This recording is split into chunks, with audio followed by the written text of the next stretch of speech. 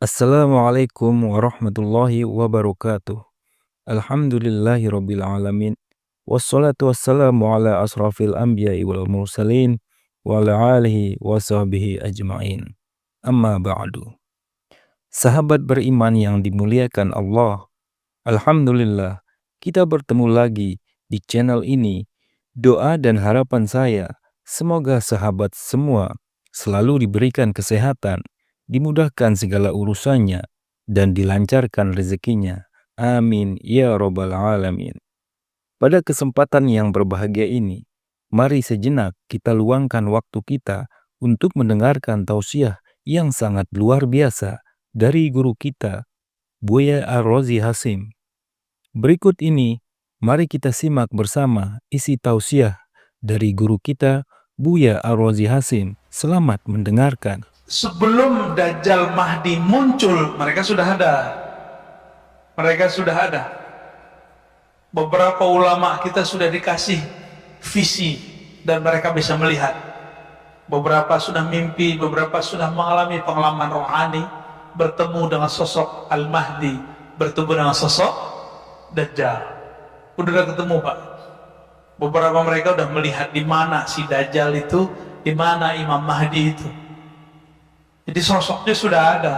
Tapi kapan Allah keluarkan dua-duanya, maka terjadilah perang besar dulu yang disebut Al-Malhamah Al-Kubra. Tapi di perang Malhamah itu sebenarnya Imam Mahdi sudah keluar, cuma belum semua orang tahu. Dajjal pun sudah bergerak, tapi di belakang layar. Keluarlah kemudian puncaknya, jika Dajjal keluarnya 40 hari 40 malam. Al-Mahdi itu dia saktinya luar biasa. Semua keilmuan yang pernah ada di masa lalu itu ada pada beliau. Maka Al-Mahdi nggak pernah takut sama Dajjal. Hidupnya santai karena dia mengenal Allah. Ala inna awliya Allah la khaufun alaihim wa lahum yahzanun. Para wali nggak ada takutnya.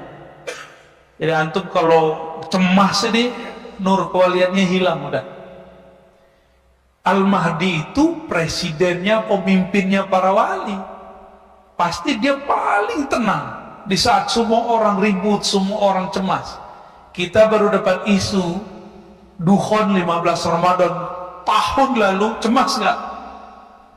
Ya Al-Mahdi santai aja pasti. Ya apalagi pengikut-pengikut dia, santuinya bukan main. Dan gak mungkin Al-Mahdi itu sekarang nonjol-nonjolin dirinya, apalagi nongol-nongol di YouTube ngaku-ngaku udah ketemu Tuhan. Gak mungkin, ya. Dan kurang canggih Al-Mahdi kalau mimpi ketemu Tuhan, ketemu Allah, ketemu Nabi. Al-Mahdi dapat akses yang lebih mulia dari itu. Maka jangan percaya dengan Mahdi-Mahdi palsu. Semua di prank itu, ya. Jadi ada Mahdi di prank, Pak. Nah, itu muncul di akhir-akhir hari ke-40, udah hari ke-30-an, itu Allah turunkanlah Sayyidina Isa di Menara Putih. Di mana Menara Putih? Di timurnya Damaskus. Maka nanti bergerak dari Khorasan timur. Kita ini bagian dari timur, cuma bukan Khorasan. Nanti bergerak. Di saat itu coba antum perhatikan hadis ini. Hal la taqumu sa'ah hatta yaghzuha 70,000 min Bani Ishaq. Tidaklah terjadi kiamat sehingga berperang padanya 70.000 keturunan Ishaq. 70.000 keturunan Ishaq berarti Israel bukan? Tuh, aneh udah sebut tadi, Taliban itu keturunan Kalbilah Fustun, salah satu keturunan Bani Ishaq. Ini nubuat Nabi nih. Maka jangan mau dia bawa bendera la ilaha illallah, mau dia bawa bendera apa, yang penting dia keturunan Bani Ishaq. Mereka nggak nolak kok, Pak. Mereka nggak nolak kalau mereka keturunan Ishaq. Fa idza ja'uha nazalu, jika mereka datang, nazalu, mereka menempati atau turun, falam yuqatilu bisilah, Mereka tidak berperang dengan alat-alat senjata. Walam yarmu bisahmin. Di saat itu mereka tidak berperang menggunakan panah. Berarti olahraga akhir zaman apa dong? Tidak berperang dengan panah. Walam yarmu bisahmin. Saya suka panahan walaupun susah karenanya. Ini Fajar nih menyaksikan kalau saya main panahan. Dari 10 yang kena atau doang. Pas baca hadis ini, alhamdulillah. Kenapa? Lam yarmu bisahmin. Mereka tidak perang dengan melempar busur panah. Tapi yang mereka katakan apa? Qalu la ilaha illallah wallahu akbar. Senjata mereka zikrullah. La ilaha illallah wallahu akbar. Fayaskut ahadu janibaih. Lalu salah satu dari masing-masingnya jatuh. Ya. Illa an qala alladhi fil bahri thumma yaqulu tsani la ilaha illallah. Jadi ini perperangannya nanti betul-betul manual. Perperangannya betul-betul manual. Ketika turun Nabi Isa, ternyata Dajjal ini sudah tahu nasib dia nanti. Yang akan menebas lehernya itu Nabi Isa. Makanya Nabi Isa di waktu beliau masih hidup di zaman Bani Israel, umur 33 tahun lebih beberapa bulan, beliau kemudian dikhianati oleh salah satu muridnya sendiri yang nyamar jadi pengikutnya, namanya Yudas Iskariot. Ternyata Yudas Iskariot itu adalah samaran dari Samiri. Samiri ini nggak tahu kemana hilang. Dia mengira Nabi Isa sudah mati. Tapi dengan ada kajian-kajian begini muncul Nabi Muhammad. Nabi Muhammad mengabarkan Isa belum mati. Kagetlah dia, muncul ketakutan lagi. Jadi Samiri itu alias Dajjal takutnya sama sosok Isa, karena dia dikasih tahu kamu nasibmu berakhir di tangan Nabi Isa. Jadi nanti setiap kali ketemu Nabi Isa terlihat jauh saja itu Dajjal langsung pergi. Apa kata orang sini? Jiper apa? Oh, Nabi Isa dikabur dia, Pak. Disebutkan di hadis, dia meleleh seperti garam. Garam kepanasan meleleh. Maksudnya ketakutan. Jadi Dajjal tuh nggak pernah takut kecuali Nabi Isa. Menurut antum, Al-Mahdi ini kurang sakti itu gimana? Kok Nabi Isa yang bunuh? Ketika Nabi Isa turun, Nabi Isa masuk ke satu masjid di salah satu wilayah di Syam. Kita nggak tahu nama masjidnya apa, kan belum dikabarkan, di hadis cuma begitu doang. Di dalam masjid sudah berkumpul umat Islam, di luar berjaga. Ternyata nggak jauh dari situ pasukan Dajjal sudah mau menembus, tapi nggak berani dekat. Di saat itu Nabi Isa datang. Nabi Isa dipersilakan jadi imam. Apa kata beliau? Tidak, engkaulah yang jadi imam, wahai Mahdi. Coba bayangin, wali dari Nabi Muhammad, keturunan Nabi Muhammad, jadi imam di belakangnya Nabi Isa. Kok bisa? Nabi Isa nanti statusnya bukan sebagai nabi, statusnya sebagai wali. Karena Nabi bersabda, la nabiyya ba'di, tidak ada lagi nabi setelahku. Jika ada nabi turun setelahku, pangkatnya bukan sebagai nabi, pangkatnya sebagai wali. Nanti ada penyerahan pedang senjata khusus, kita nggak tahu senjatanya apa, dari Sayyidina Al-Mahdi kepada Sayyidina Isa. Pedang itulah kemudian alatnya Nabi Isa untuk menggorok Dajjal. Ini Dajjal itu digorok dengan apa aja nggak mati-mati. Tapi jika pedang ini sudah diserahkan, berarti sudah ada skenario orang dalam Al-Mahdi berhasil di tengah Dajjal. Sebagaimana orang Dajjal disisipkan ke Al-Mahdi, kan Allah khairul makirin, Allah sebaik-baik yang berkonspirasi. Tentu juga ada orang Al-Mahdi di sekitar Dajjal. Nanti mereka kode-kodean Pak secara batin. Siap. Barulah Sayyidina Isa mengejar kemanapun Dajjal pergi. Disitulah terbirit-birit mereka bergerak bersama Al-Mahdi, Isa, Al-Mahdi, Isa. Bahkan disebutkan ada riwayat Khidir dan Ilyas. Semua yang bergabung. Betapa canggihnya Al-Mahdi. Penasehatnya adalah seorang nabi, Nabi Isa. Penasehatnya Nabi Khidir, Nabi Ilyas. Dia wali, penasehatnya nabi.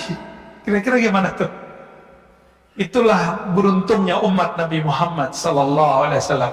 Benarlah hadis walaupun dhaif menurut ahli hadis. Ulama ummati ka anbiya'i bani Israil. Ulama umatku seperti nabinya Bani Israel. Setara secara tugas, walaupun secara makom itu lain cerita. Maka sahabat-sahabat dimulakan Allah, nanti ini bakal terjadi dalam waktu menjelang kesananya cepat. Tapi kalau sudah terjadi perang nanti, kita nggak ada lagi ada handphone, ya. Jangankan handphone, nanti pedang aja susah dipakai, panah aja susah dipakai. Tapi nanti ada perang kekuatan-kekuatan batin, kekuatan alam. Dan saya sudah pernah cerita di sini. Nanti pohon-pohon, gunung-gunung, batu-batu, semuanya membisikkan kepada orang Islam, wahai Muslim, di sini ada Yahudi, di sini ada musuh Allah. Benar gak? Itu antum bisa gak mendengar pohon ngomong? Kalau nggak ngerti ilmunya bisa kabur kan? Atau bisa gila-gila sendiri. Itulah ilmu yang dulu dimunculkan kepada baginda Nabi SAW. Ketika Nabi jalan-jalan di Mekah, itu bukit-bukit bebatuan, itu nyapa Rasulullah, Assalamualaikum ya Rasulullah. Nabi masuk ke Madinah, banyak pohon, itu pohon-pohon patuh sama Nabi. Itu ngomong pakai bahasa lisan atau pakai bahasa rohani? Rohani Pak. Kalau Bapak coba pakai bahasa lisan, coba aja pohon tuh ngomong, ya, saya jamin gagal. Tapi Allah mengatakan, dengan apa kita berdialog dengan alam? Nah, ini kata kunci. Tidaklah ada sesuatu, wa in min syai', tidaklah ada sesuatu kecuali yusabbih, bertasbih. Sabbahalillahi ma fis samawati wal ard. Bertasbih apa yang di langit dan apa yang di bumi. Maka belajarlah mentasbihkan badan kita, mentasbihkan batin kita.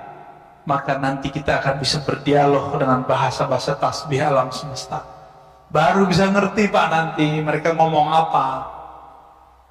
Maka nanti walaupun kelompok Al-Mahdi ini sedikit, tapi tentaranya itu alam.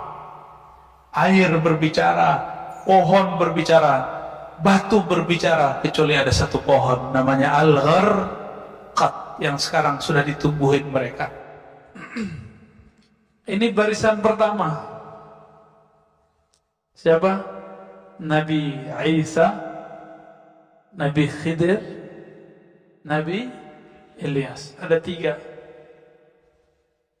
Ini riwayatnya, kalau versi saya sahih, tapi digabung antara ilmu hadis dengan ilmu ruhani. Cuma kalau versi ilmu hadis yang sahih cuma Nabi Isa, ya. Ulama-ulama ahli rohani, wali-wali Allah, ya, kalau kita temuin mereka bilang, wah ini semuanya Nabi Isa turun, Nabi Khidir juga, Nabi Ilyas juga, ya. Itu yang pertama, ini barisan pertama. Berikutnya siapa lagi? Sebagaimana ini rumusnya adalah al-ulama warathatul anbiya, ulama pewaris para nabi. Kemudian ada rumus kedua, ismuhu yuwati usmi, tanda-tandanya, kemuliaannya, ciri-cirinya sama dengan ciri-ciriku. Sayyidina Muhammad SAW biasakan kalau nyebut Nabi pakai Sayyidina. Itu bukan masalah NU Muhammadiyah. Kitab-kitab yang saya baca ditulis sebelum ada NU dan Muhammadiyah, mereka nyebut Nabi dengan Sayyidina. Imam Taqiyuddin Al-Husni, pengarang kitab Hifatul Akhyar, itu nyebut Nabi sebagai Sayyidul Wujud. Nabi Muhammad juga mengatakan, ana sayyidul wadi Adam, aku adalah sayyidnya manusia. Sayyidnya manusia, ini depan saya manusia bukan? Manusia apa jin? Mungkin ada jin yang nyerupain kali ya. Sayyid waladi Adam, anak keturunan manusia, akulah sayyidnya. Hatta Nabi Adam butuh syafaatku, hatta Nabi Ibrahim butuh syafaatku, hatta Nabi Musa, Nabi Isa butuh syafaatku. Ini dibutuhkan syafaatnya. Terus antum nyebut-nyebut nama beliau Muhammad, ya gak sopan lah. Kecuali ada namanya Muhammad apa nih, ada namanya Muhammad Fadli gitu ya, berarti nama orang selain Nabi Muhammad gak ada masalah. Guru kami yang dari Mesir, dari Yaman, dari India, dari Suriah, itu hampir semua nyebut nama Nabi sebagai Sayyidina. Ya. Kadang-kadang saya sih keceplosan juga menyebutnya sebagai Sayyidina. Baik. Nabi Muhammad SAW ketika beliau berdakwah itu ada 4 sahabat utama di sekitarnya, benar. Sayyidina Abu Bakar, Umar, Utsman, Ali, benar. Maka nanti juga akan ada penasehat-penasehat atau orang-orang penting beliau, itu sekitar 4 orang bersama Nabi Sayyidina Al-Mahdi. Ini rumus-rumusnya ngikutin pola Nabi, Pak. Enggak juga berubah.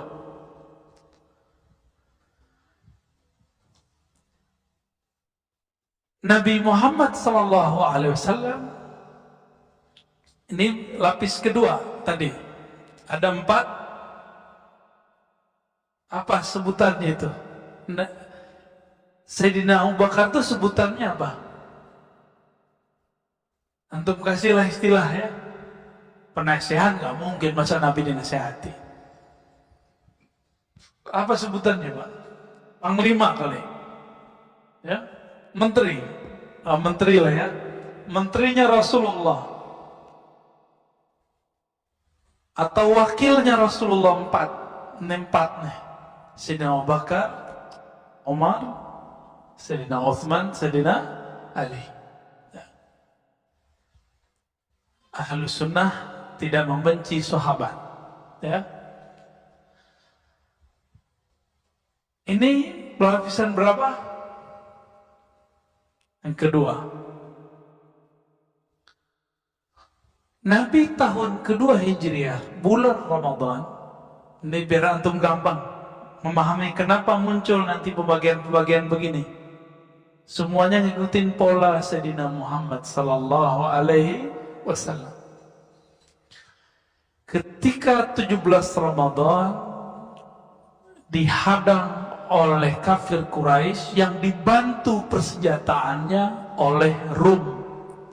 Cuma cerita Rumnya nggak disebutkan dalam beberapa kisah, bahkan banyak kitab-kitab sirah nggak menyebutkan itu. Dari mana kita tahu?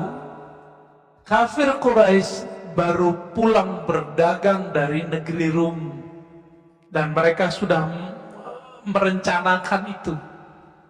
Tapi ada versi lain bahwa ini adalah pembalasan dari sahabat. Mungkin gak sahabat 313 merencanakan balas dendam kepada orang ribuan? Mungkin enggak. Maka saya mengkritisi kisah bahwa Nabi dan para sahabat merencanakan untuk mensabotase mereka. Itu mustahil. Secara ilmu perang itu mustahil, Pak. Kenapa?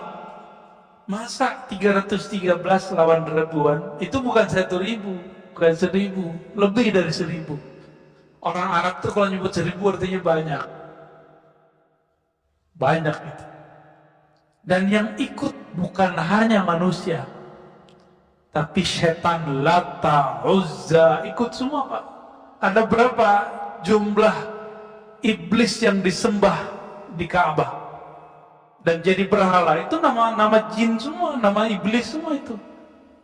Yang kemudian disembah karena dia bersifat, mengambil sifat-sifat Tuhan, seakan-akan dia dewa. Lata, Uzza, Manat, itu ya, na'udzubillah minasyaitonir rajim, wa junudi wa juyushi wa dzurriyyati. Itu semua turun, Pak. Berapa jumlahnya? 360 ikut semua perang. Antum nggak pernah diceritain ya? Itu ikut semua. Tahu dari mana kita? Dalam Sahih Bukhari, Sahih Muslim, Sunan Abu Daud, Tirmizi, itu beberapa riwayat menyebutkan. Yang saya ingat itu ada dialog antara Sayyidina Muhammad dan Sayyidina Jibril. Jibril, kata Nabi Muhammad, yang ikut perang di antara kalian para malaikat itu siapa aja waktu perang Badar. Jadi Nabi malaikat tuh kalau ngobrol itu bisa cerita-cerita masa lalu. Ya, ngopi-ngopi kira-kira begitulah. Kalau kita ngopi cerita masa lalu kan sama masa depan.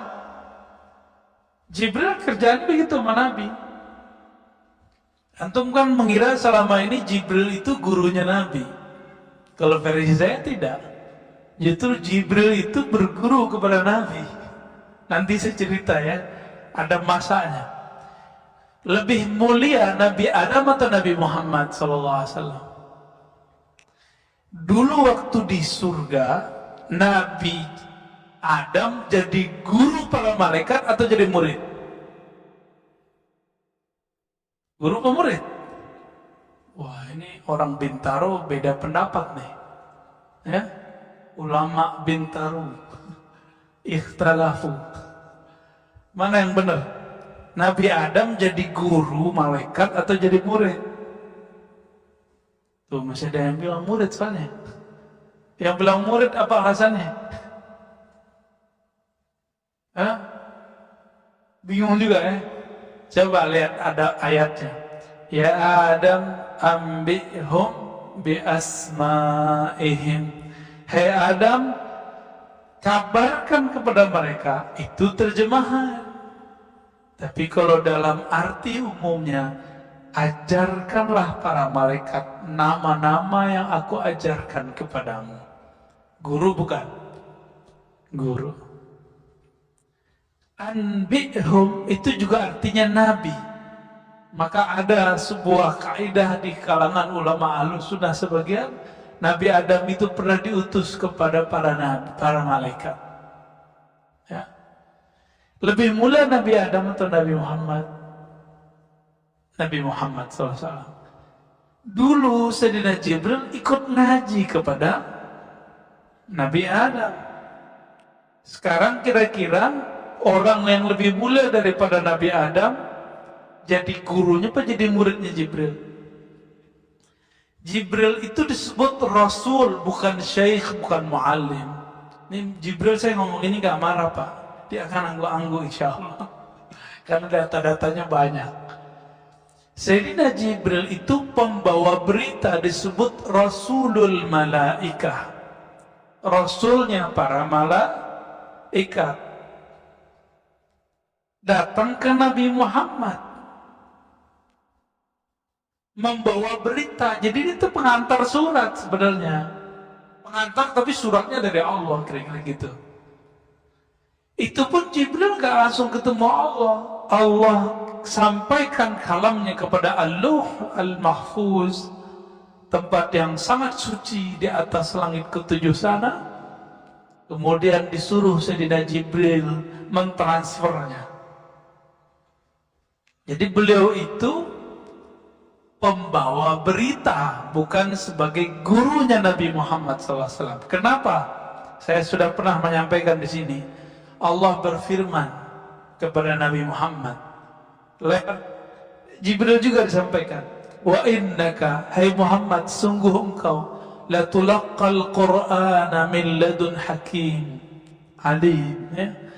Engkau sungguh langsung dapat, boleh, sanggup mengambil talaqi, mengambil Quran dari sisi Allah, ladun. Maka disebut laduni itu adalah yang diwariskan Nabi Muhammad SAW kepada para wali. Daripada siapa? Min ladun hakim, dari sisi Allah yang maha hakim, yang maha alim. Berarti Nabi Muhammad itu dapat wahyu dua. Pertama wahyu syariat, itu diantar lewat Sayyidina Jibril. Yang kedua lewat langsung ruhnya ngambil dari Allah Subhanahu wa ta'ala. Faham di situ? Kira-kira lebih faham Quran Nabi apa Jibril? Nabi Muhammad. Kenapa? Alam ini ada karena Nabi Muhammad. Jibril itu ada karena Nabi Muhammad sallallahu alaihi wasallam. Kira-kira begitu. Jadi jangan salah konsep. Jangan salah konsep, ini bukan ajaran baru. Ini di kitab-kitab ada, ya. Cuma ulama berbeda pendapat. Lebih mulia malaikat atau manusia? Yang bilang mulia malaikat itu adalah kalau manusianya biasa. Kalau manusianya wali atau nabi, lebih mulia wali atau nabi daripada malaikat.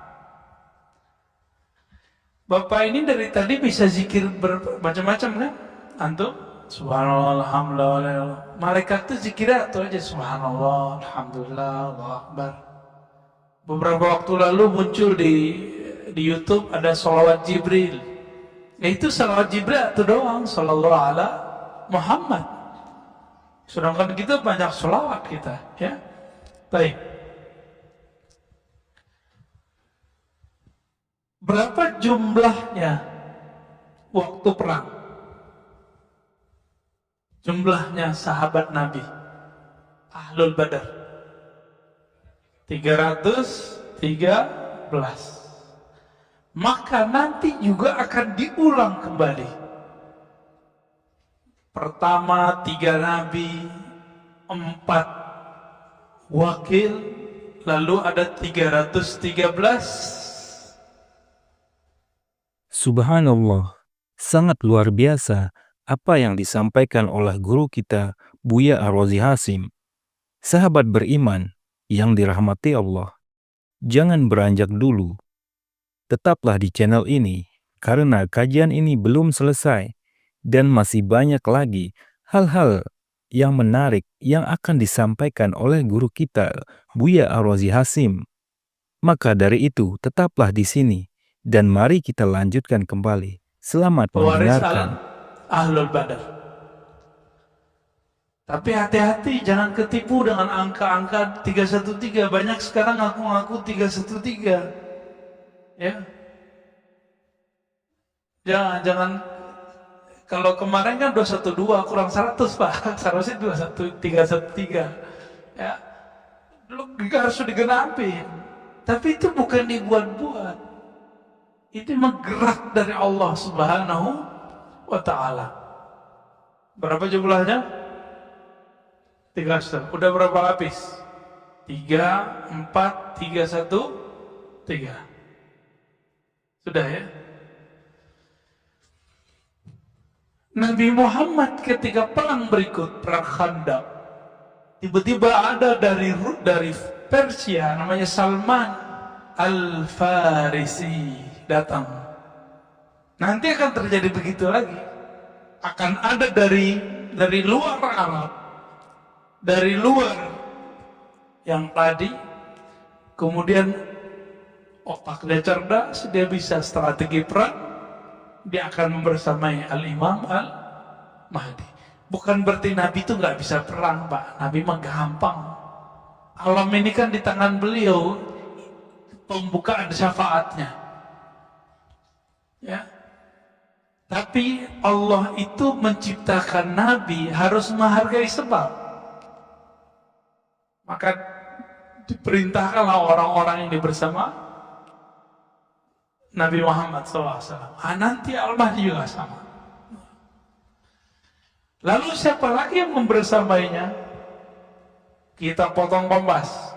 Berapa jumlah sahabat Nabi ketika Nabi wafat? 124.000. Maka nanti tentara Al-Mahdi juga akan ada 124.000. Gak tahu, mungkin ada tambahan lagi, wallahu a'lam. Tapi ini pola-polanya kira-kira seperti itu. Dan semuanya punya ruh wali. Semuanya wali Allah. Nggak ada yang orang-orang biasa. Tapi dia orang biasa secara zahir. Batinnya batin wa aulia. Jangan dikira orang 313 itu semuanya ulama. Enggak. Dari 313 sahabat Nabi yang ikut perang, itu yang ulama cuma beberapa orang. Tidak semuanya ulama. Maka jangan sedih, siapa tahu di antara kita ada yang dipilih, ya. Ya, 124.000 tuh dikit apa banyak, Pak? Dibandingkan 7 miliar. 124.000 dibandingkan 7 miliar manusia. Baru di belakangnya nanti ya tukang rame-ramein aja, Pak. Ya. Berapa jumlahnya wallahu alam, tapi tentara yang disebut tentara Al-Mahdi itu mereka. Tadi saya meninggalkan kisah Sayyidina Jibril. Apa kata Nabi? Bril, kira-kira gitu ya. Bukan lagi ngopi, Pak. Di sana nggak ada kopi. Yang ikut perang bersama kami perang Badar itu siapa? Apa jawaban Sayyidina Jibril? Sebagaimana yang ikut perang di antara kamu adalah orang-orang terbaik di kalangan manusia, maka yang ikut perang bersama engkau dari kalangan kami para malaikat muqarrabun itu juga yang terbaik. Tapi saya lupa berapa angkanya di situ, 70.000 atau 70 gitu. Saya lupa, Pak. Ya. Ini hafalan kita kadang-kadang nggak datang tepat saatnya nih. Cuma yang kita ingat, beliau menyebutkan malaikat-malaikat terpilih. Berarti malaikat itu ada stratanya juga. Maka dari hadis Muslim saya menemukan seorang sahabat ketika berperang, perang Badar, pedangnya belum sampai ke musuh, musuhnya udah mental duluan. Nanti bisa kejadian begitu, mirip-mirip kayak film-film pendekar ya. Jahat gitu. Itu nanti kejadian, Pak. Nah, ini secara barisan barikadenya kira-kira ya. Sekarang siapakah mereka yang 4, yang 313, yang 124.000 itu? Ya, siapa mereka sebenarnya? Yang pertama hadis kita baca di depan. Al-ulama warathatul anbiya. Ulama itu pewaris para nabi. Apa yang diwarisi dari Nabi? Duit? Enggak. Istri? Enggak. Banyak kok wali jomblo. Istri atuh. Kalau Nabi kan istrinya berapa, Pak? 13. 11, lalu kemudian saat belum meninggal ada 9 istri. Jadi bukan itu yang diwarisi ya. Walaupun nanti boleh kalau sudah daulah berdiri itu boleh nikah banyak-banyak. Jadi ciri pertama mereka ruhaninya, ruhani ulama, walaupun tidak bisa baca kitab. Ulama itu siapa di Quran? Surat Fatir. Innama yakhshallaha min ibadihil ulama. Yang takut kepada Allah cuma hanya ulama. Berarti yang menjadi pewaris Nabi nggak mesti bisa baca kitab. Ya, kebetulan saya gini nggak baca kitab, nggak bawa ya. Jadi yang nggak bisa baca kitab nggak usah sedih, nggak masalah. Tapi ada nggak rasa takut kepada Allah di kolbu? Kalau ada potensi menjadi tentaranya. Ya. Kalau ada itu dalam diri saya bisa jadi tentaranya. Kalau umur panjang, kan masa depan itu kita nggak tahu. Ya, la ya'lamul ghaiba illallah. Tidak ada yang tahu alam gaib kecuali Allah Subhanahu wa taala. Kecuali kita dikasih tahu. Ya, itu satu. Yang kedua, siapa mereka? Mereka ini adalah orang-orang yang pribadinya adalah pribadi-pribadi arifina billah. Orang-orang yang mengenal Allah Subhanahu. Itu yang level yang ring 1, ring 2 itu, Pak. Itu arif. Apa arti arif? Dia kenal kepada Allah. Sejauh apa dia kenal kepada Allah? Melebihi nama. Dia kenal nama Allah. Dia kenal sifat Allah. Bahkan diberi pengenalan mengenai rahasia-rahasia tentang siapakah hakikat Allah itu. Tapi itu di dalam dirinya nggak boleh dibuka. Ya, arifina billah. Kenapa?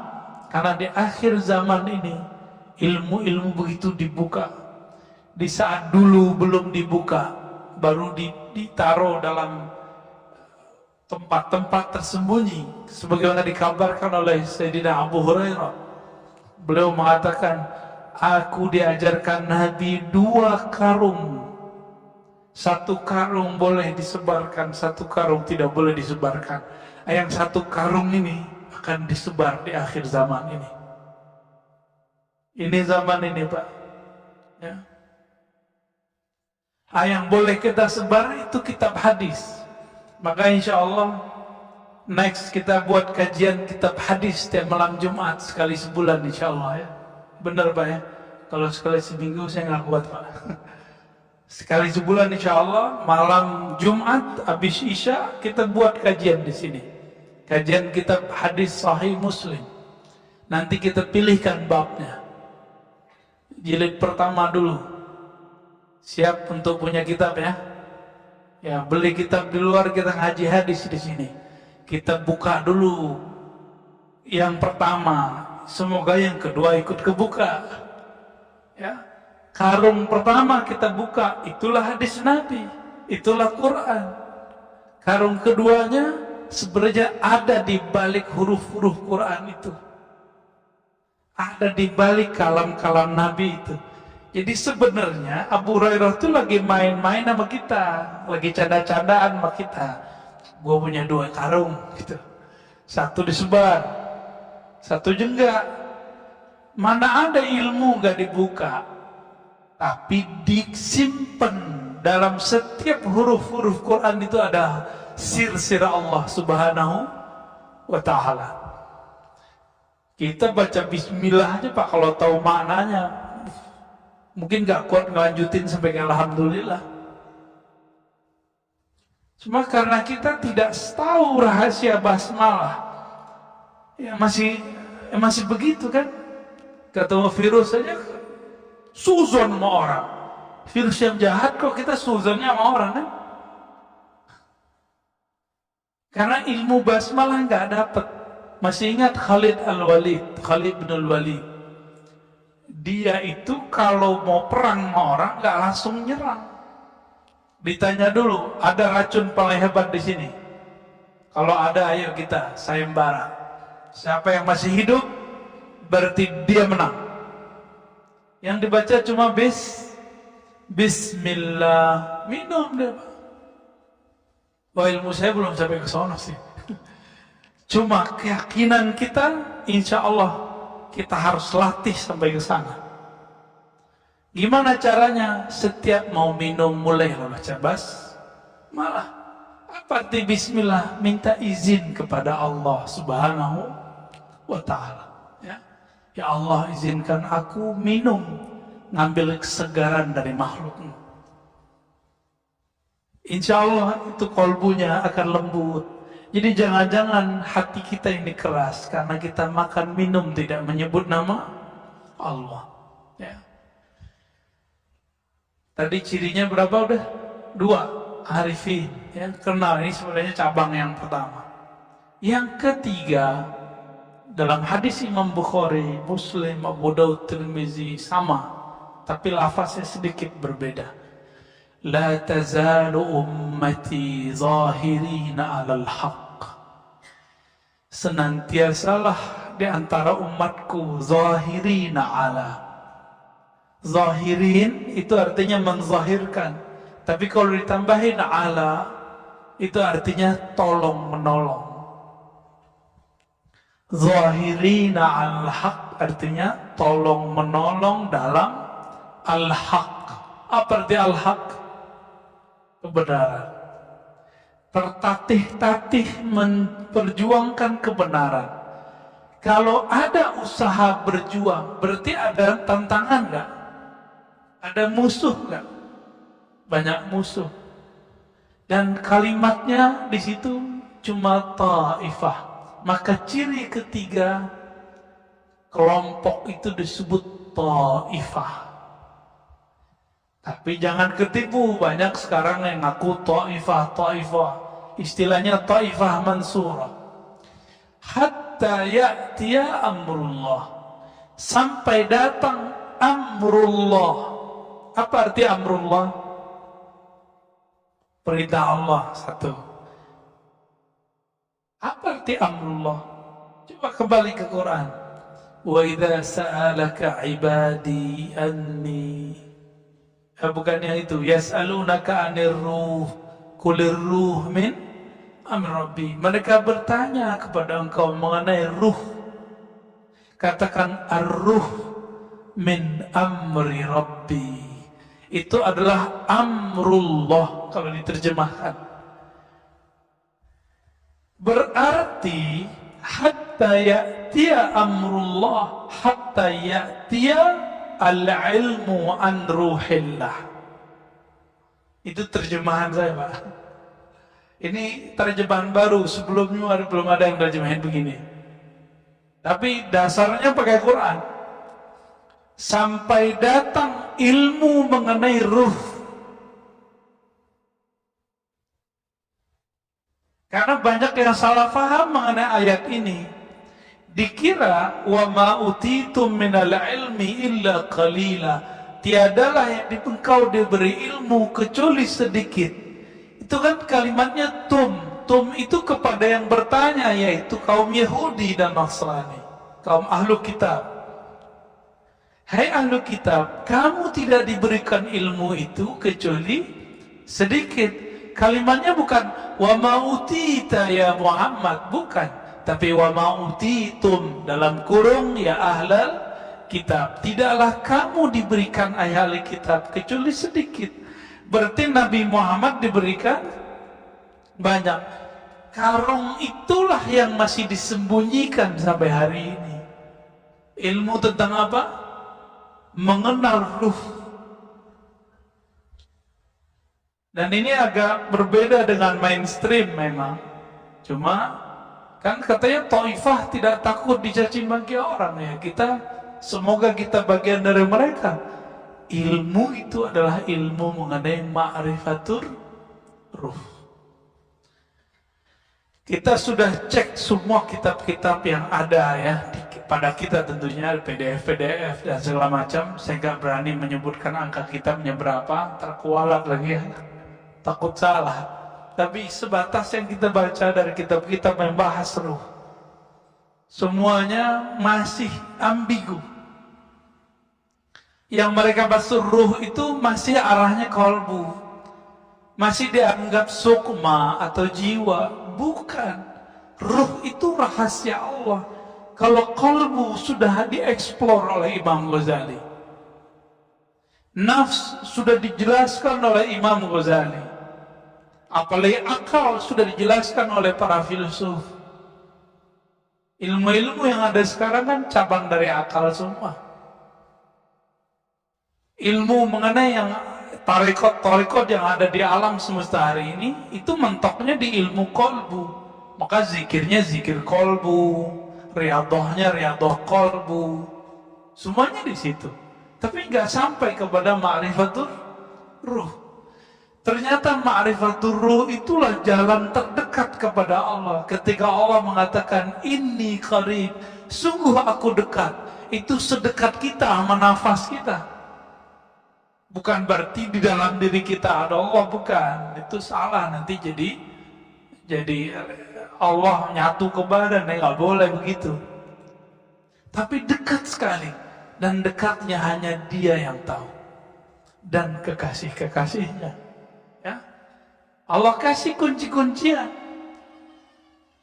Dekatnya Allah dan Nabi Muhammad itu seperti qaba qausaini au adna, seperti dua busur atau lebih dekat.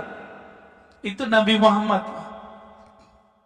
Jika Al-Imam Mahdi sedekat itu kepada Allah, maka jika Nabi Muhammad sedekat itu kepada Allah, maka Al-Mahdi juga sama. Kan pewarisnya adalah Al-Mahdi. Tadi saya kembali ke hadis pertama, ada yang ketinggalan. Ulama pewaris para nabi. Oke, nabi berapa tadi? 124.000. Sahabat berapa? 124. Jadi sebenarnya, ini antum mungkin jarang mendengar ini, sahabat-sahabat 124.000 itu adalah pewaris semua nabi. Makanya Nabi Muhammad mengatakan, di antara nabi itu ada yang punya murid, punya jamaah, punya umat, ada yang tidak punya. Di antara sahabat ada yang punya umat, ada yang tidak punya umat, ada yang nggak punya jamaah, sama. Berapa jumlahnya tadi? Nabi wafat, jumlah sahabat 124.000. Tapi yang kedetek ahli hadis Imam Ibnu Hajar cuma 12.000. Ya, di kitab Al-Isabah saya ingat saya ada 12.000. Ketulis namanya ada. Berapa tadi? 124.000. Yang ketemu namanya cuma 12.000. Gimana tuh? Berapa persen dapatnya? Cuma 10% yang namanya ada. Sama. Nanti tentara Al-Mahdi yang dikenal paling cuma 10%. Yang lain nggak tahu. Ahlul Badar aja antum nggak tahu kan? Ada yang tahu nggak Ahlul Badar siapa aja? Saya aja nggak hafal semua. Padahal kita baca sering, tapi nggak hafal semua.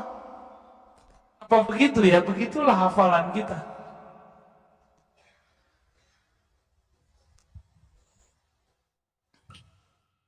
Jika semuanya mewarisi para nabi, maka 124.000 nanti tentara Al-Mahdi itu juga pewaris para sahabat. Berarti mereka juga pewaris nabi, udah begitu ilmunya. Maka layak gak mereka nanti dapat ilmu mengenai ruh? Layak. Bapak coba lihat, teman-teman, saudara, ikhwan, akhwat fillah, coba lihat kisah Nabi ketika beliau dimi'rajkan Allah Subhanahu wa taala. Itu Nabi ketemu nabi-nabi lain enggak? Nabi Muhammad ketemu Nabi Musa lagi sholat di mana? Di kuburnya. Itu yang kelihatan ruh atau apa? Ruh. Itu sholat apaan? Sholatnya ruh. Karena Nabi mengerti ilmu ruh, dia bisa melihat ruh sholat. Maka orang yang tidak mengerti ilmu ruh, pengalaman antum, hati-hati. Pengalaman spiritual, tolong tidak dipercaya. Kenapa? Karena ini alam gaib, itu alam yang antah berantah, alam yang berbahaya. Banyak orang calon-calon wali, bahkan wali dipecat dari kewaliannya karena terjebak di alam itu. Banyak, bukan satu dua. Barsisa, tahu Barsisa? Dipecat. Jadi cerita wali dipecat dari dulu sudah ada. Itu contohnya Barsisa. Musailamah, dulu kan belum Al-Kazzab. Musailamah itu bisa melihat malaikat, bisa melihat, ngakunya dia. Tapi yang dia lihat bukan malaikat sebenarnya. Yang dia lihat itu iblis menyerupai diri. Lalu ada seorang dekat, jadi bisa jadi ini terjadi pada orang-orang dekatnya Rasulullah. Sama, nanti akan ada orang-orang dekatnya Al-Mahdi. Itu murtad, na'udzubillah min dzalik ya. Semoga kalau kita ditakdirkan bersama beliau, kita bukan yang murtad itu ya. Jadi Nabi diturunkan ayat surah Al-Mu'minun mengenai penciptaan alam, penciptaan manusia. Lalu orang ini selesai menulis, dia mendengar sesuatu. Jadi dia larut, terbawa oleh Nabi ke alam malaikat. Malaikat Jibril lagi membacakan lafaz, terdengar olehnya. Terus dibacakan, wahai baginda Rasulullah, aku mendengar lanjutan ayat ini, tabarakallah ahsanul khaliqin, kalau nggak salah itu ya, di surah Al-Mu'minun itu. Terus Nabi bilang, betul.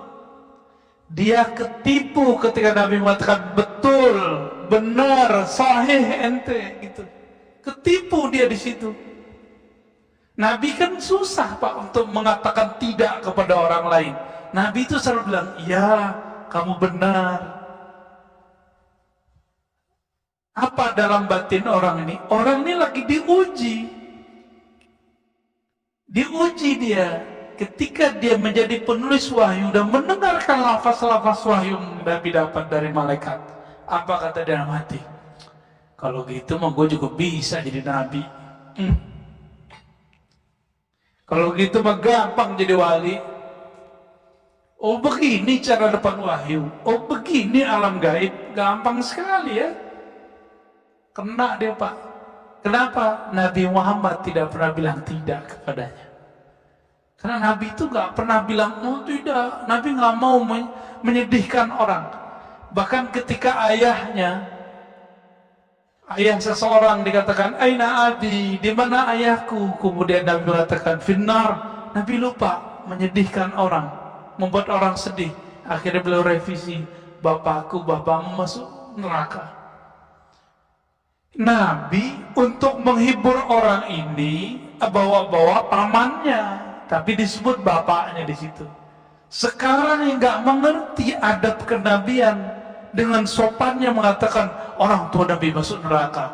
Itu kalau ada zuriat Nabi di sini ditonjok nggak dia tuh? Ya. Tapi Habib mana tuh? Habib kita di sini mana? Ya nggak marah, dia sabar-sabar aja dia.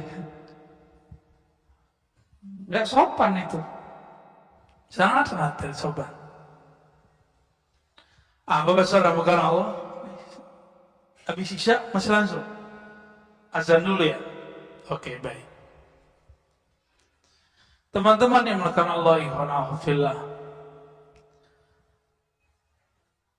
Jadi tentara Al-Mahdi itu mereka disebut dengan kelompok Ta'ifah.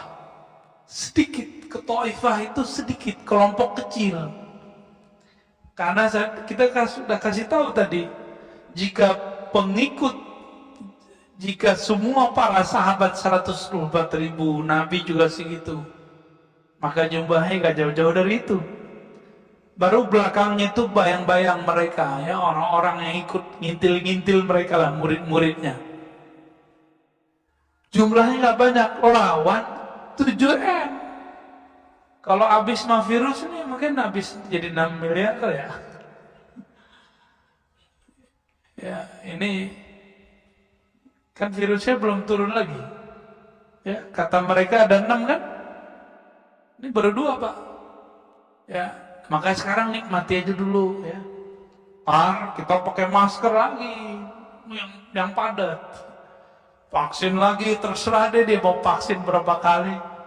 Ya, kita ikutin aja mainnya. Kan Allah mainannya lebih cakep. Mereka lagi main-main gak sama kita? Zolim gak sama kita? Zolim, kita dimain-mainin. Masa sekarang mau naik pesawat harus begini, mau masuk mall mau gini. Tapi untungnya anak kita jadi lebih bahagia di rumah sekarang ya. Tapi kan satu hal direnggut dari kita.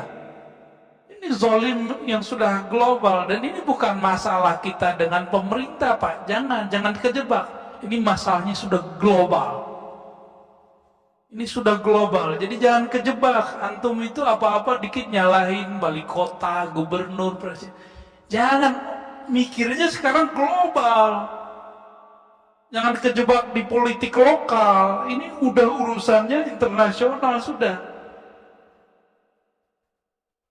Ya, nggak ada urusannya saya mau bela siapa. Saya cuma ngajak kesadaran kita biar lebih luas. Jangan kesadaran cetek. Kesadarannya harus lebih luas. Ini perangnya bukan perang antara Jokowi Prabowo lagi, ya. Bukan antara PDIP, PKB, komunis dengan enggak, bukan itu lagi. Enggak, ini buktinya komunis lewat tuh nggak ada kan? BNPT, Densus menemukan teroris itu kelompok ekstrim Islam, Pak. Kelompok ekstrim atas nama Islam.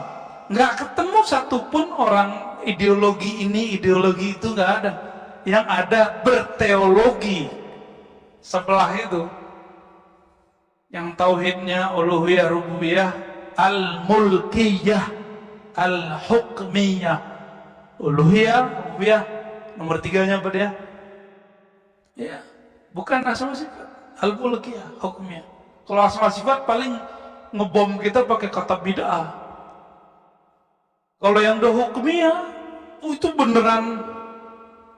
Dan Nabi mengatakan, فَإِذَا لَكِيتُمُوهُمْ فَاقْتُلُوهُمْ. Kalau ketemu mereka, perangi mereka. Lafaznya begitu. Tapi ciri-cirinya ribet, Pak. Di Quran disebutkan apa? Di hadis. Yatluna ayatillahi ratba. Ini saya udah ulang-ulang biar kita aware. Saya ulang-ulang biar Bapak disadar semua, teman-teman sadar semua. Mereka membaca Quran, hafal Quran ratba. Banyak. Jadi pergerakan akhir zaman ini sama-sama Qurani. Bedanya satu ilmunya ilmu ruh, satu ilmunya cuma hafalan, satunya cuma simbol, satunya makna. Yang makna ini yang kita ambil nanti ya.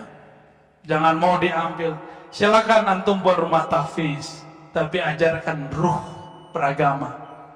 Mungkin gak usah tanya jawab ya, tapi saya lanjutkan aja. Nah ini yang paling unik.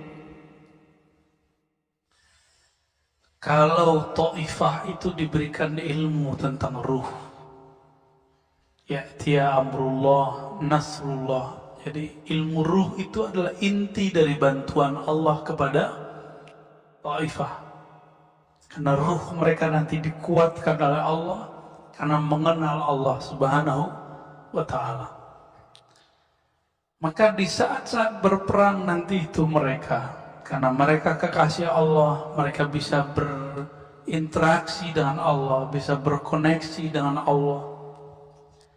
Maka Allah izinkan mereka memahami bahasa-bahasa alam. Jadi itu metodologisnya. Allah izinkan batin mereka, bukan telinga ini. batin mereka memahami bahasa-bahasa alam. Kecuali ada satu pohon, namanya pohon gharqad, yang sekarang mereka juga lagi tumbuhkan. Bapak kalau bisa bahasa Inggris, bahasa Arab, itu search di YouTube, itu mereka juga sudah menemukan sapi sapi merah ya. Dan itu langsung dari peneliti-peneliti Yahudi. Dan mereka mengatakan kita sedang menunggu Mesias. Mereka sendiri ngomong Mesias itu Al-Masih. Tapi Al-Masih kan ada dua, Isa atau Dajjal. Yahudi senang gak sama Nabi Isa? Yahudi senang gak sama Nabi Isa? Yahudi benci dengan Nabi. Berarti Al-Masih yang mana nih? Ya yang ono. Semuanya bisa memberitahukan apa kata pohon, tembok, bebatuan, air. Semua mengatakan, ya Muslim, wahai Muslim, di sini ada musuh Allah, aduwullah, di sini ada musuh Allah. Jadi jumlahnya tidak banyak, tidak sampai 1 M. Musuhnya bermiliar. Tapi tentaranya adalah alam semesta ini. Kecuali satu pohon itu, Pak. Kecuali jin kafir. Kecuali iblis. Dan mereka, tentara Al-Mahdi ini, diizinkan Allah mendengarkan suara itu. Kalau pohon kan setiap hari dia tasbih sebenarnya. Dia berbicara setiap hari. Membaca tasbih. Tapi kita dengar gak di tengah ini? Enggak. Itulah salah satu makna daripada ya'ti amrullah, yaitu islah. Al-Mahdi. Alhamdulillahirabbil alamin. Demikianlah tausiah yang sangat luar biasa yang sudah disampaikan oleh guru kita Buya Ar-Razi Hasim. Tentunya banyak sekali ilmu dan hikmah dan manfaat yang bisa kita jadikan pelajaran dalam kehidupan kita sehari-hari. Sahabat beriman yang dimuliakan Allah, mari kita doakan guru kita. Semoga beliau selalu berada dalam naungan perlindungan dari Allah Subhanahu wa Ta'ala. Amin ya Rabbal Alamin. Dan buat sahabat, semua yang sudah setia menonton tausiah ini sampai selesai, saya ucapkan terima kasih banyak. Semoga Allah Subhanahu wa Ta'ala senantiasa selalu melimpahkan rahmat dan karunia-Nya kepada sahabat semua. Selalu diberikan kesehatan, dimudahkan segala urusannya, dan dilancarkan rezekinya. Amin, amin, ya Rabbal Alamin. Sahabat beriman yang dimuliakan Allah, demikian yang dapat saya bagikan. Kurang lebihnya mohon maaf. Wabillahi taufiq wal hidayah. Wassalamualaikum warahmatullahi wabarakatuh. Setelah kita mendengarkan bersama kajian penuh ilmu, penuh hikmah, dan manfaat yang sudah disampaikan oleh guru kita, Buya Ar-Razi Hasim, sekarang mari kita lanjutkan aktivitas kita masing-masing. Saya doakan semoga sahabat semua selalu diberikan kesehatan, kelancaran, dan dimudahkan segala urusannya. Amin ya Rabbal Alamin. Sampai bertemu lagi di video Sumbu Islami 09 berikutnya. Assalamualaikum warahmatullahi wabarakatuh.